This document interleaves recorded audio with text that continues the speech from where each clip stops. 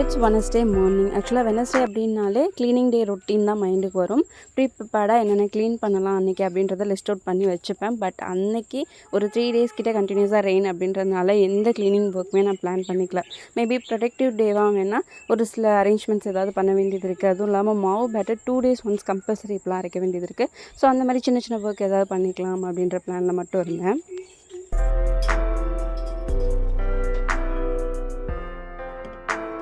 இந்த கபோர்ட் வந்து ஒரு ஷூ ரேக். பட் எனக்கு அவ்வளோ ஸ்லிப்பர்ஸ் ஷூஸ் வந்து இல்லை, மெயின்டைன் பண்ண மாட்டோம் அப்படின்றதுக்காக நான் இதை வந்துட்டு ஒரு கபோர்ட் மாதிரி யூஸ் பண்ணிக்கிறேன். ஆக்சுவலாக உள்ள கிச்சன் ஐட்டம்ஸ் கொஞ்சம் பேபியோட ஒரு சில யூஸ் பண்ணாத திங்ஸ் எல்லாமே இதில் டம்ப் பண்ணி வச்சுட்டேன்.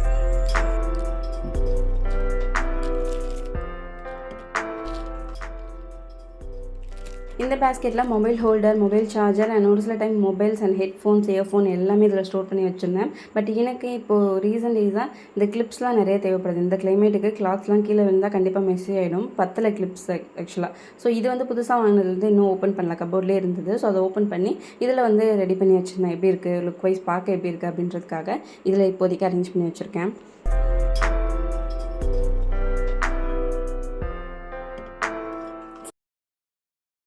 பெட்ஷீட், பெட் ஸ்ப்ரெட் இதெல்லாமே வந்து பெட்டில் நம்ம விரிக்கும் போது ரொம்ப நீட்டாக இருக்கணும் அப்படின்னு மெயின்டைன் பண்ணி பார்த்து பண்ணிகிட்ருப்பேன். பட் ரீசன்ட் டேஸாக பேபியை வச்சுட்டு நம்ம எவ்வளோ தான் நீட்டாக அரேஞ்ச் பண்ணாலும் அவங்க கீழே தான் விளையாண்டுட்ருப்பாங்க. நம்ம எப்போ அந்த பெட் ஸ்ப்ரெட் அப்படி விரிக்கிறோமோ அப்போதைக்கு வந்து மேலே வந்து ஜம்ப் பண்ணி விளையாட ஆரம்பிச்சிருவாங்க. ஸோ அது எப்போவுமே மெஸ்ஸியாகவே இருக்கும்.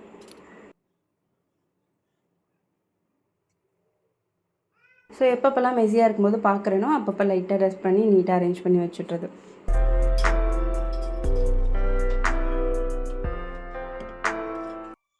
ஸோ டே ஸ்டார்ட் பண்ணுறதுக்கு முன்னாடி ஒரு சில ஒர்க்லாம் ப்ரிப்பேர்டாக எப்போவுமே பண்ணிப்பேன். என்னென்னா மணி பிளான்ட் வந்து ஃப்ரிட்ஜில் ஸ்டோர் பண்ணி ஃப்ரிட்ஜுக்கு மேலே ஆக்சுவலாக வச்சுருப்பேன்.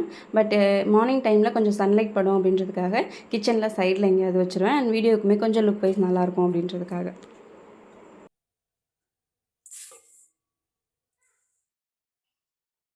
மாவு பேட்டர் 2 வீக்ஸ் ஒன்ஸ் வந்து ரெடி பண்ணிகிட்ருந்தேன். பட் இப்போது ரீசன்ட் டேஸாக இந்த 1.5 மந்த் கிட்ட வீக்லி ட்வைஸ் ஆர் சம்டைம்ஸ் ட்ரைஸ் கூட நம்ம வந்து ரெடி பண்ணுற அளவுக்கு மாவு பேட்டர் கண்டிப்பாக தேவைப்படுது. மேரேஜ்க்கு முன்னாடிலாம் நம்ம குக் பண்ண ட்ரை பண்ணாலே வீட்டில் ஒரு அப்ரிஷியேஷன் இருக்கும். அந்த ஃபுட்டோட ரிசல்ட் எப்படி வந்தாலும் ஓகே. அவங்க வந்து கண்டிப்பாக பாசிட்டிவாக தான் ஒரு அப்ரோச் கொடுப்பாங்க. நல்லாயிருக்கு அப்படின்ற ஃபீட்பேக் தான் மோஸ்ட் ஆஃப் த டைம் வரும். பட் மேரேஜ்க்கு அப்புறம் நம்ம ஒரு 70% குக் வந்து நல்லாவே பண்ணுவோம். பட் அவங்கள்ட்ட அப்ரிஷியேஷனும் வராது. அண்ட் ஒரு மாதிரி ஓகே இது நீ இனிமேல் ட்ரை பண்ண வேணாம் அப்படின்னு சொல்லும்போது கொஞ்சம் ஹர்ட் ஆகும்.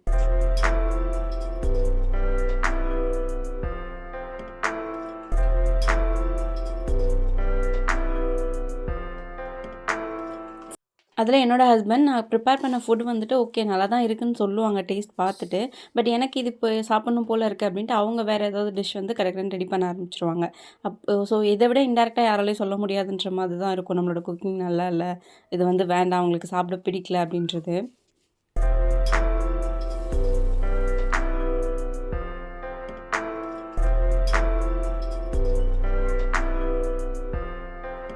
சரி ஓகே. அவங்களுக்கு பிடிச்சது ப்ரிப்பேர் பண்ணுறாங்க. நம்ம வந்துட்டு ரெசிபி கேட்டு வச்சுட்டோம் அப்படின்னா, நெக்ஸ்ட் டைம் அதையே நம்ம ப்ரிப்பேர் பண்ணி கொடுப்போம் அவங்களுக்கு பிடிச்ச மெத்தடில் அப்படின்னு சொல்லிட்டு, எப்படி பண்ணுறீங்க அப்படின்னு கேட்டால் அது வந்து ஒரு சீக்ரெட்டாமா ஷேர் பண்ண மாட்டாங்க. ஸோ பார்த்து நம்ம கற்றுக்கலாம் அப்படின்னாலும் கிச்சனுக்குள்ளே அலோவ் பண்ண மாட்டாங்க. ஒரு ஜூஸ் ஏதாவது போட்டு இந்த நீ இதை குடிச்சிட்ரு, நான் அதுக்குள்ளே ரெடி பண்ணிடுறேன் அப்படின்னு சொல்லிட்டு சொல்லிவிடுவாங்க. ஸோ ஓகே கிடைச்ச வரைக்கும் லாபமே அப்படின்னு சொல்லிட்டு நானும் ஜூஸ் வாங்கிட்டு வந்துடுவேன்.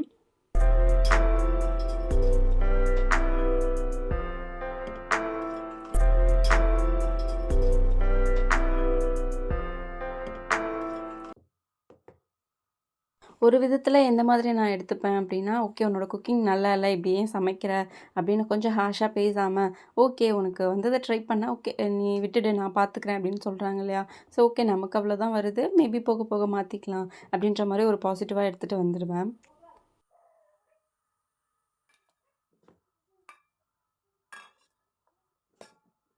பட் ரெசிபி ஷேர் பண்ணுறதுல அவ்வளோ என்ன சீக்ரெட் மெயின்டைன் பண்ணுறாங்க அப்படின்னா, ஓகே நெக்ஸ்ட் டைம் நல்லா பண்ணி கொடுத்தா அவங்களுக்கு தானே பெட்டர். பட் அதை ஏன் ஷேர் பண்ண மாட்டாங்கன்றது இன்ன வரைக்கும் எனக்கு தெரியாது. நானும் அப்படியே விட்டுட்டுறது.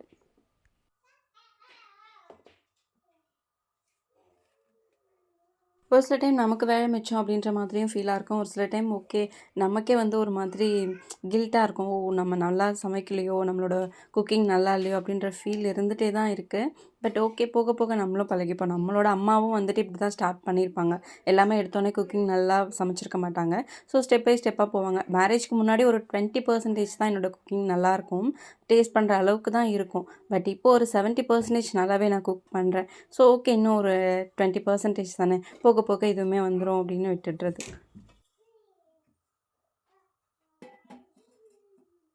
இதில இன்னொரு மெயின் விஷயம் என்ன அப்படின்னா, என்னோட ஹஸ்பண்ட்க்கு நல்லா குக் பண்ண தெரியும். அவங்க வெஜிடேரியன் மோஸ்ட்டா சமைக்க மாட்டாங்க. நான்வெஜ் வந்து ரொம்ப சூப்பர்பாவே குக் பண்ணுவாங்க.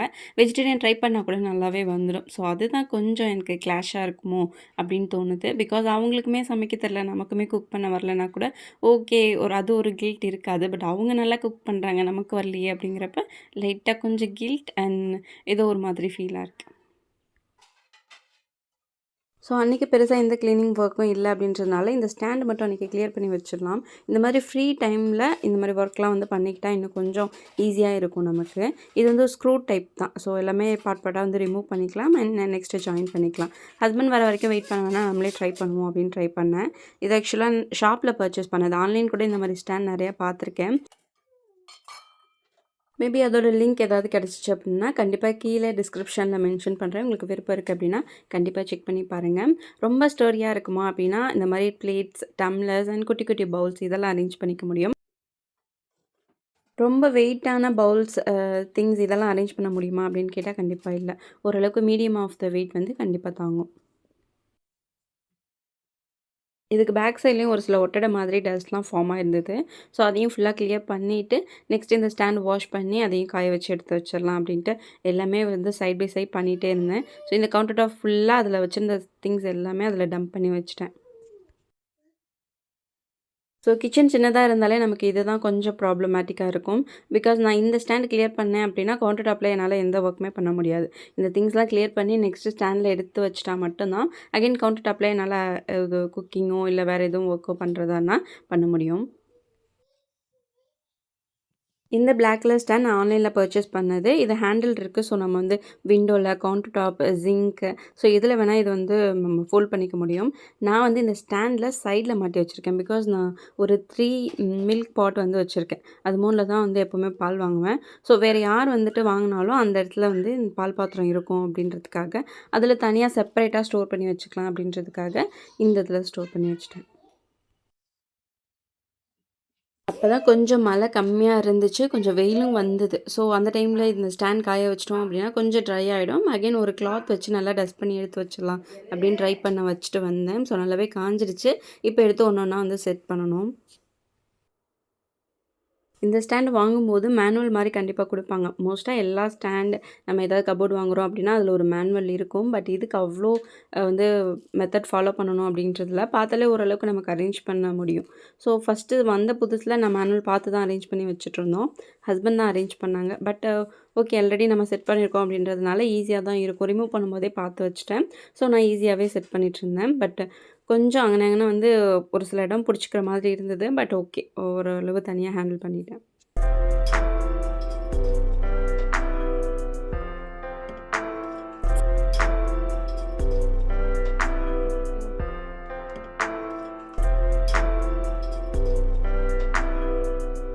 இடையில பேபியும் வந்து கொஞ்சம் கொஞ்சம் டிஸ்டர்ப் பண்ணிட்டு இருந்தாங்க. ஸோ அவங்களையும் மேனேஜ் பண்ணிக்கிட்டே இத பண்றது கொஞ்சம் டாஸ்க் மாதிரி இருந்தது. பட் ஓரளவு எல்லாமே மேனேஜ் பண்ணி அரேஞ்ச் பண்ணி எடுத்து வச்சுட்டேன். அவங்களுக்கு எவ்வளோதான் தனியா டாய்ஸ் நெறைய நம்ம குடுத்தாலும், நம்ம என்ன ஒர்க் பண்றோமோ, அது ரிலேட்டடா அந்த திங்ஸ வச்சுட்டு விளையாடுறது தான் அவங்களுக்கு புடிச்சிருக்கு இல்லையா? ஸோ அவங்களும் பாவம் போர் அடிக்கும். தனியா 2 பேருமே இருக்கோம். ஸோ என்ன பண்ணுவாங்க, டாய்ஸோட ரொம்ப நேரம் விளையாண்டுட்டு, முடியாத பாட்டுக்கு நான் என்ன ஒர்க் பண்றேனோ, அது ரிலேட்டடா வந்து அந்த திங்ஸ வாங்கி வச்சு விளையாண்டுட்டு இருப்பாங்க. இந்த ஸ்டாண்ட்ல சைட்ல ஹூக் மாரி குடுத்துருக்காங்க. ஒரு 6 கிட்ட இருக்கும். நான் வந்துட்டு இந்த எக்ஸ்ட்ரா யூஸ் பண்ற தாளிப்பு கடாய் மாதிரி இருக்கிறது அண்ட் ஸ்மாஷர் அண்ட் பூரியெல்லாம் போட்டா எடுப்போம் இல்லையா? எண்ணெய் பொரிக்கிறது. ஸோ அந்த கரண்டி எல்லாமே இதில சைட்ல ஹேங் பண்ணிக்கிறது. ஏன்னா அந்த டான்ஸ் வந்து இதில வந்து வச்சுக்கிறேன். ஸோ எனக்கு ஈஸியா இருக்கு எடுக்கிறதுக்கு, யூஸ் பண்றதுக்கு. கையோடவே இந்த பிளாக் கலர் ஸ்டாண்டுமே வந்து வாஷ் பண்ணி எடுத்து வச்சிட்டேன். ஆக்சுவலாக இது மெட்டல் டைப்பு, பிளாக் கலர். இதுலேயே ஒயிட் கலர் இருந்தது, பட் பிளாக் கலர் ஓகேவாக இருக்கும் அப்படின்றதுக்காக இது பர்ச்சேஸ் பண்ணியிருந்தேன்.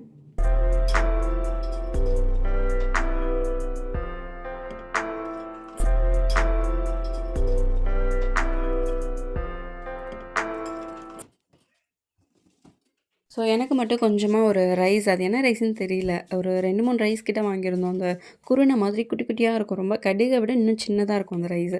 குதிரவாளி அரிசி அண்ட் இன்னொன்னுமோ இருந்தது, பட் நான் ஸ்டிக்கர் ஓட்டல அப்படின்றதுனால எனக்கு ஞாபகம் இல்லை.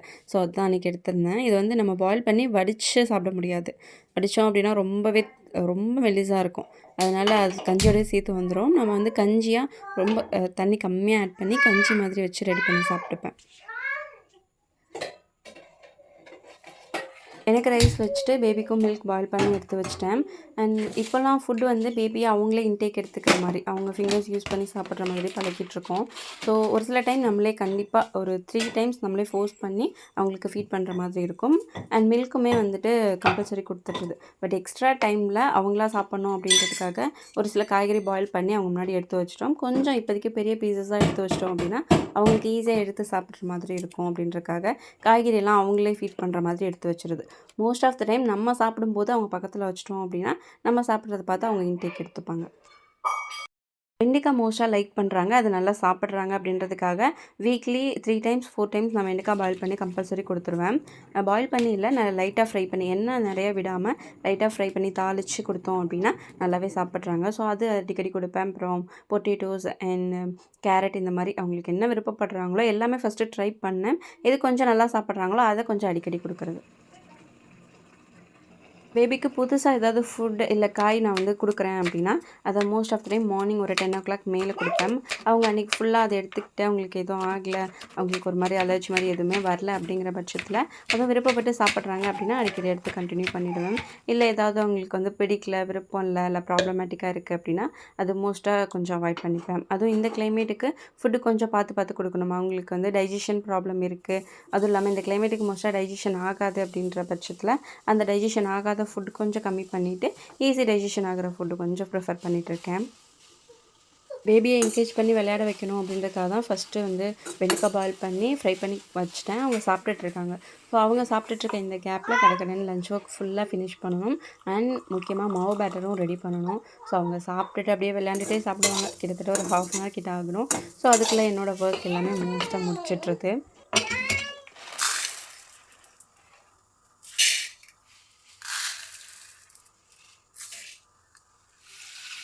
ஒரு 1 hourல கிட்டத்தட்ட 4 to 5 டைம்ஸ் நம்மளை வந்து டிஸ்டர்ப் பண்ணிகிட்டே தான் இருப்பாங்க. அவங்கள என்கேஜ் பண்ணிவிட்டு அப்புறம் வந்து அகைன் குக் பண்ணணும். திரும்ப ஒரு 10 minutesல வந்துடுவாங்க. அவங்கள என்கேஜ் பண்ணி விளையாட விட்டுட்டு அகைன் என்னோடய ஒர்க் வந்து கண்டினியூ பண்ணணும். ஸோ இந்த மாதிரி தான் அன்றைக்கி என்னோடய லஞ்ச் ஒர்க் ப்ரிப்ரேஷன் போயிட்டுருந்தது. பேபிக்காக ஸ்பெஷலாக வெண்டைக்காய் ஃப்ரை பண்ணதால் எங்களுக்கு தனியாக வாழைக்காய் ஃப்ரை பண்ணிக்கிட்டேன். பேபிக்கு அந்த வெண்டைக்காய் ஒரு 3 டைம்ஸ் கொடுப்பேன், அதுக்கு மேலே கொடுக்க மாட்டேன். ஸோ எவ்வளோ எடுத்துக்கிறாங்களோ அது போக மீதம் இருக்கிறத நாங்களும் எடுத்துப்போம். அண்ட் எங்களுக்கு rice, rasam and sambar ready பண்ணிக்கிட்டேன். மாவு பேட்டரும் லஞ்ச் ரெடி பண்ணும்போதே சைட் பை சைட் பண்ணிட்டேன். ஸோ ஒர்க் வந்து இந்த மாதிரி ஸ்ப்ளிட் பண்ணி சைட் பை சைட் பண்ணும்போது கொஞ்சம் ஹெக்டிக்காக இருக்கும். அது பேபியை மேனேஜ் பண்ணிக்கிட்டே பண்ணுறது அப்படின்றது. பட் ஓகே, அப்படி ஃபினிஷ் பண்ணிக்கிட்டா தான் அடுத்து வந்து கொஞ்சம் ஃப்ரீயாக வந்து டைம் ஸ்பெண்ட் பண்ண முடியும். ஸோ அன்றைக்கி என்னோடய டே அப்படி தான் இருந்தது. வீடியோவோட எண்டுக்கு வந்துட்டோம். இதோட என்னோடய வீடியோ எண்ட் பண்ணிக்கிறேன். என்னோடய வீடியோஸ் உங்களுக்கு பிடிச்சிருந்துச்சுன்னா please keep watch and supporting me. And thanks for வாட்சிங். நெக்ஸ்ட் ஒரு இன்ட்ரெஸ்டிங்கான வீடியோவில் பார்க்கலாம். பாய்.